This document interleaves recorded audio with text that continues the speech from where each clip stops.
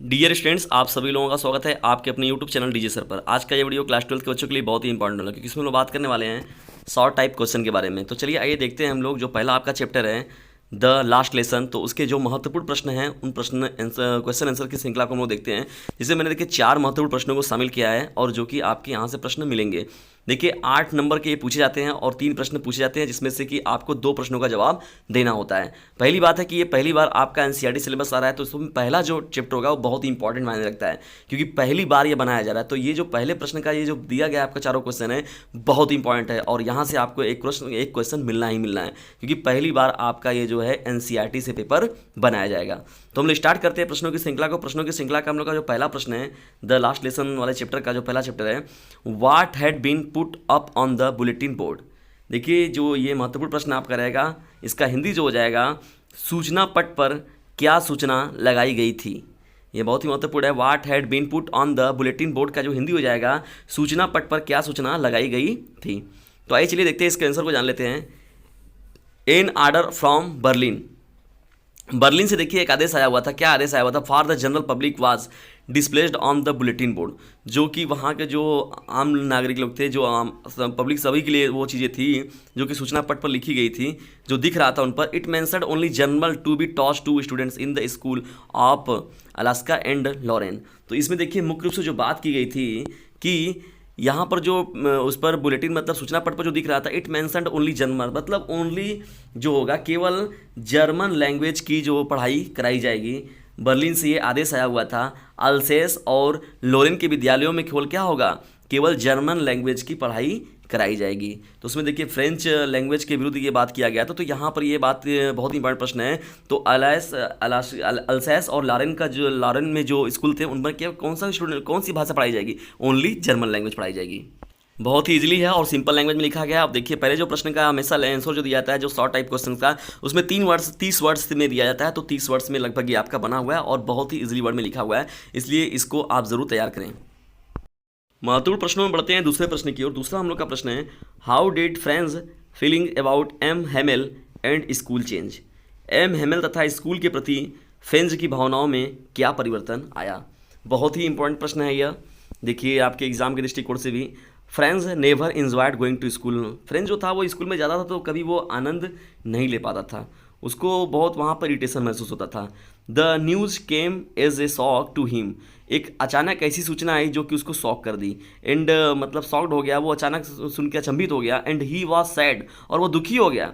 About this lesson being the last French lesson that mister Hamel would teach.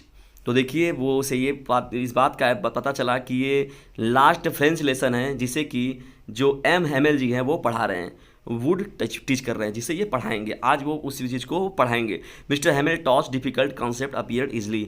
तो mister जो M Hamel थे, उन्होंने जो वहाँ के शिक्षक थे एम हेमेल जी, उन्होंने टच किया, सिखाया डिफिकल्ट कॉन्सेप्ट को, कठिन कॉन्सेप्ट को अपीयर इजली वे में उन्होंने उस चीज़ को प्रोवाइड किया। यानी उस दिन फ्रेंच को बहुत ही इंटरेस्टिंग क्लास लगा।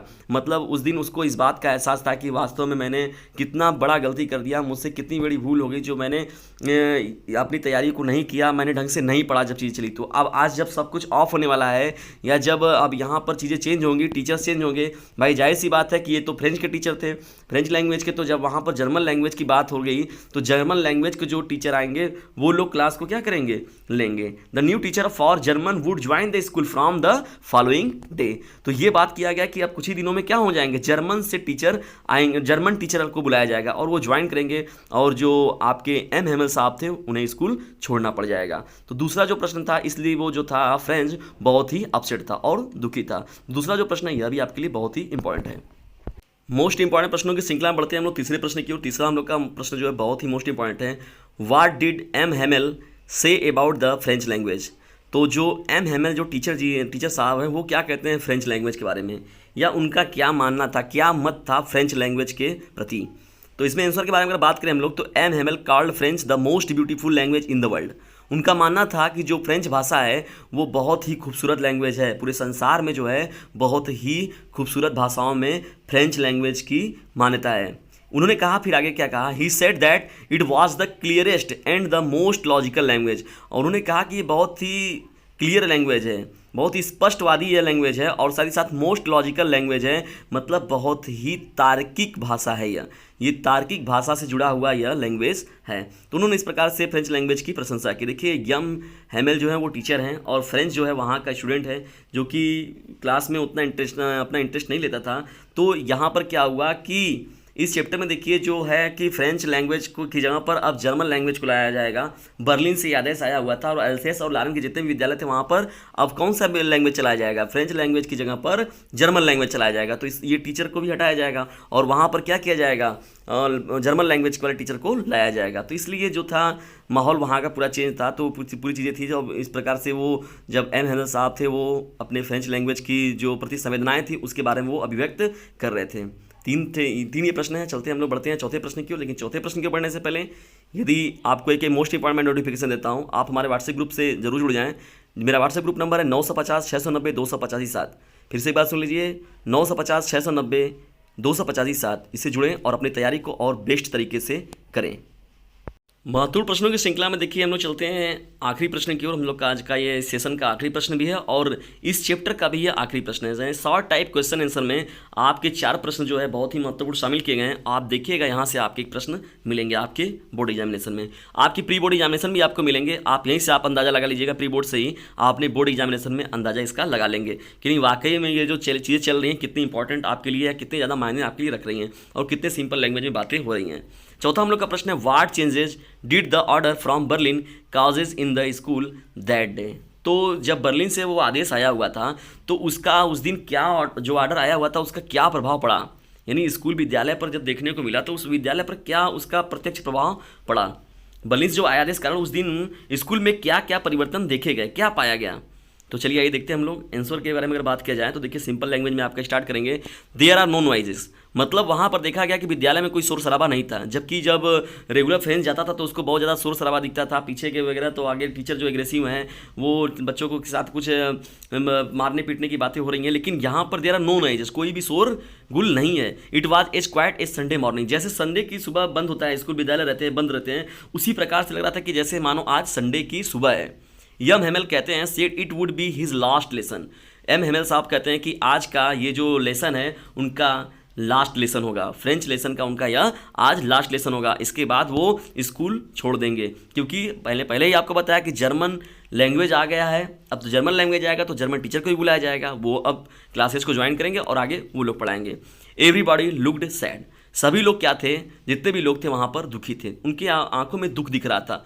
पूरी की पूरी भावनात्मक चीज़ें वहाँ पर देखिए इमोशनल सीन देखने को मिल रहा था। एट लास्ट अंत में बताया गया इसमें everybody become emotional towards the end, और अंत में जो होता है क्लास जब ओवर होते होते पूरे जो वहाँ के जो सभी सदस्य लोग थे पढ़ने और पढ़ाने वाले सभी लोग क्या हो गए, इमोशनली हो गए, बहुत ही भावनात्मक स्तर पर वो हो गए, बहुत ही भावनात्मक हो गए। गांव के लोग भी देखेंगे इसमें शामिल किए गए हैं कि वो लोग भी आए, क्योंकि उन्होंने अपना 40 वर्षों से अपनी सेवाओं को ये दे रहे थे। तो वहाँ के गांव वाले लोगों ने भी इनसे साथ मिले और उन्होंने भी इनके साथ धन्यवाद किया। तो ये 30 वर्ड में आप इतने अगर लिखते तो इतना आपके लिए अप्रोप्रिएट रहेगा। देखिए 4 महत्वपूर्ण प्रश्नों को शामिल किया गया है इसमें।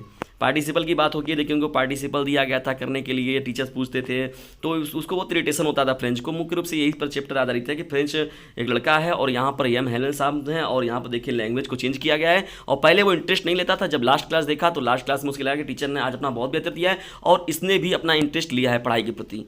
बस यही इस चैप्टर का मुख्य रूप से बात किया गया है।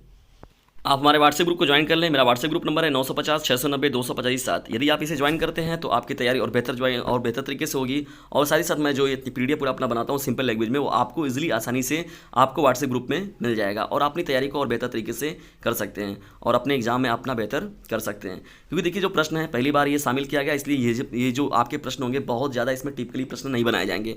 आपके ऊपर से जो प्रश्न बनाए जाएंगे और जो सीबीएसई बोर्ड जैसे जिस पैटर्न पर लेता था क्वेश्चन को शामिल करते थे, देखिए 8 नंबर के पूछे जाते हैं, 3 प्रश्न पूछा है, 2 प्रश्न का आपको आंसर देना है। आपको इजीली 4 नंबर मिल रहे हैं तो लेने में क्या फ़ायदा है, उसमें कोई बुराई नहीं है। आप लगे रहिए, अपनी बेस्ट तरीके से तैयारी करते रहिए और रेगुलरली मैं आपका ऐसे ही गाइडेंस करता रहूँगा और अपने बोर्ड एग्जामिनेशन में अपना बेहतर देंगे। तो रेगुलरली क्लासेज आपके नियमित रूप से जारी रहेंगे सभी सब्जेक्टों के, जो भी आपके हैं सिविक्स हैं, जितने भी आपके सब्जेक्ट और भी हैं उनको आप जाकर देख सकते हैं। उन वीडियोस को, इंपॉर्टेंट वीडियोस को प्लेलिस्ट में जाकर जरूर देखें। और यदि वीडियो आपको पसंद आता है तो इसे लाइक करें, शेयर करें और चैनल पर हैं तो सब्सक्राइब करना बिल्कुल भी ना भूलें। और हाँ, मेरी एक बात याद रखिएगा, सपोर्ट अस, इसे शेयर जरूर करें।